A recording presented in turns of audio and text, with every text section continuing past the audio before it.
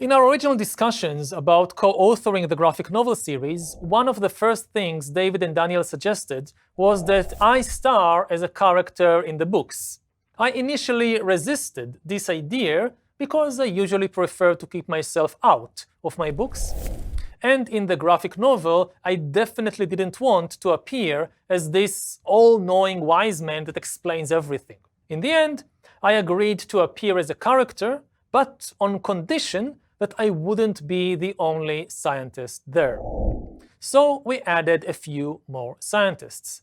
Some of them are real people, like Professor Robin Dunbar. Others are fictional characters, like Professor Saraswati. Adding these other scientists was very important because science is never the work of a single individual. It's always a collaborative effort.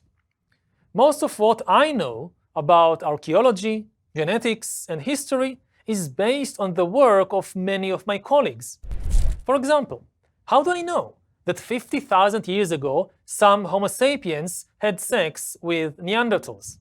I've never conducted an archaeological excavation, and I don't know how to date ancient bones or how to map ancient DNA. But I've read the work of archaeologists and geneticists that proves beyond reasonable doubt that yes, 50,000 years ago, at least some sapiens had sex with some Neanderthals. So, in the graphic novel, the person who explains what we know about Stone Age sex is not me, it is Professor Saraswati. Seeing myself in a cartoon format is actually quite a funny experience.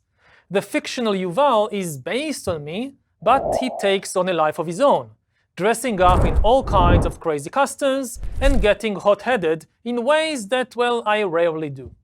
Of the main characters that appear in both Volume 1 and Volume 2 in the series, my favorite is Dr. Fiction. Dr. Fiction is a superhero who has a central role in the books because she represents the human superpower that has allowed our species to conquer the planet. Humans control the world because we are the only mammal that can cooperate in very large numbers. And we can do that because we can invent and believe fiction. All large-scale human cooperation is based on fictional stories.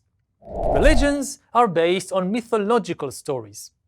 Nations and states are also stories that exist only in our collective imagination.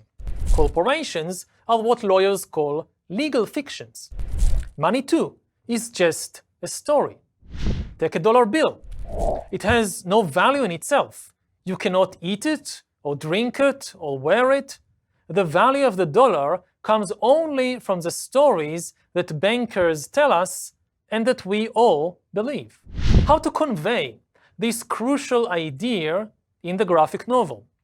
We had all kinds of suggestions. We talked about it and wrote emails and made phone calls and rejected one possibility after another. Eventually, we were inspired by the superhero genre to create a new superhero, Dr. Fiction.